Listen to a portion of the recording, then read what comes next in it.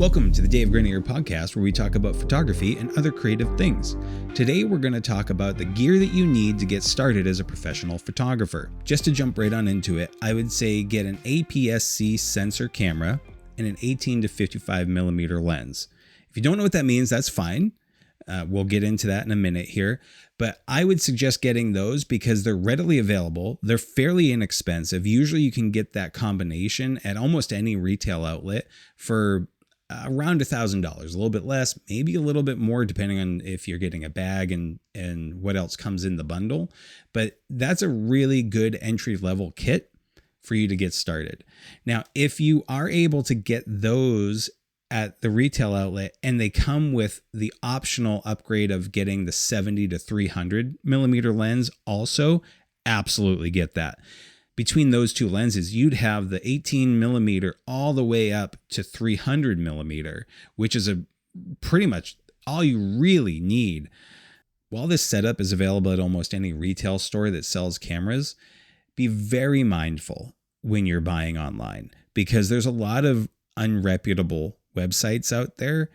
And if you see one that sells it for a lot less than where you're seeing it everywhere else, just stay away from it because you get what you pay for. And these camera companies, Sony, Pentax, Nikon, Canon, all of them, they basically control the pricing of these systems. So regardless of if you go to Best Buy, Walmart, B&H Photo Video, they're pretty much locked in at the same price level. So if you see a website that's showing it for hundreds of dollars less, I would pretty much stay away from that. Since we're talking about camera companies, it doesn't matter which brand you go with. As far as quality is concerned, they all meet what you're going to need. So Sony, Nikon, Pentax, Canon, all of them are really great cameras.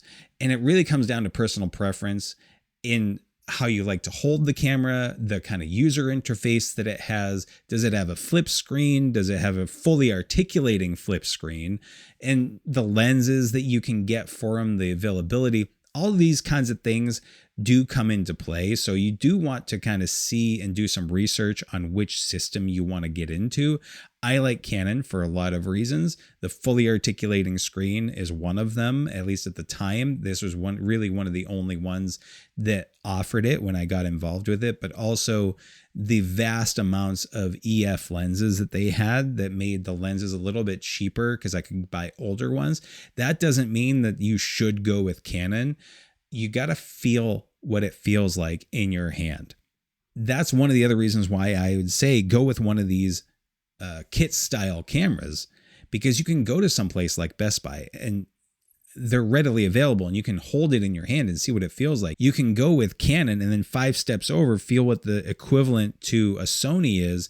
And these are usually pretty entry level things. If you don't have a camera shop, a professional camera shop in your hometown or someplace accessible to you, there's usually a Walmart nearby that has a camera. So an APS-C is what we call a crop sensor, which is smaller than the full frame, which is the next level up in most cases that you're going to hear a lot about. Full frame is superior in a lot of ways, but it's also a lot more expensive. Do you need it? Absolutely not. Is it nice to have? Sure is. But when you're just getting started, start with your crop sensor and work up from there. The 18 to 55 millimeter lens that I told you to get is the one that I traditionally see as part of a kit in these bigger box stores or most camera shops. It doesn't have to be that 18 to 55, but that kind of range will give you a little bit more flexibility with one lens that you wouldn't be able to get necessarily without going a little bit higher in price. So the rest of the camera capabilities are really up to you and your budget and what you're looking to do with the camera. But make sure at minimum that at least you'll be able to shoot in RAW. Even if you're not going to, if you just want to shoot in JPEG, I would say make sure that you have the ability to do it so you can evolve into that if you want to at some point in time. The debate about JPEG versus RAW is fierce. Most professional level photographers would say you have to shoot in RAW, but that's not true. RAW gives you a lot more flexibility in post-production to fix things like your sky being too bright or the shadows being too dark or certain colors aren't vibrant enough, or they're too vibrant. And so you're able to pull that stuff down or up or wherever you want to bring it and add a lot of stylistic choice. You can still add stylistic choice and make those edits with a JPEG, but you're not going to be able to push and pull it as much before the image starts to degrade somehow. One thing that I would suggest if you're just getting started shooting RAW is to set up your camera to shoot in both JPEG and RAW at the same time. You usually see that setting somewhere in your user settings, so that even if you're never going to touch the RAW file, it's nice to have that option so that at the very least you can start to learn how to post-produce in RAW. You might not ever touch it, you might not ever use it, but it's always nice to have that option, especially if there is a great shot that you took in JPEG and you say, oh man, this blue is too blue, it got oversaturated, whatever it is, maybe the lighting is not quite right. You might be able to save it using the RAW image. So I would just suggest that if you have a big enough SD card where space isn't really an issue, give that a shot. So the next big one would be 4K video. Does it have the capacity to do 4K video? Do you need 4K video? And then if you do need it, what frame rates do you need? Most of the things that I deliver for clients are in 1080p, so I don't really need to shoot in 4K. I do like to shoot in 4K a lot of times because it gives me that higher quality, and I'm able to have a little more flexibility in post-production with the framing of where that image is in the video. The next thing would be the frames per second that it can do for video. Can it do 24, 30, 60, 120 frames per second? Do you need that? That's really up to you. I don't use 120 all that often. It's nice to have, but I don't really need it all that often for my professional level work. So a couple accessories that you don't want to overlook are your SD card and your extra batteries. Make sure that you get at least one extra battery, if not two, and get the branded batteries. If you have a Sony camera, get the Sony batteries. If you have a Canon camera, get the Canon batteries. It's going to be more expensive. The off-brand batteries are cheap for a reason. And if you're doing professional level work, you want to make sure that your camera works when you need it to work. And a lot of times these off-brand batteries, just randomly, your camera will shut off and it'll stop communicating with the battery. So make sure that you spend that extra money to get the batteries that are going to give you the best chance to not have that frustration. On the same side of that discussion, do not get cheap SD cards. They're fairly inexpensive. I think you can get them for $25. So we're not talking about a lot of money. You can get really expensive ones for faster speeds, higher gigabytes.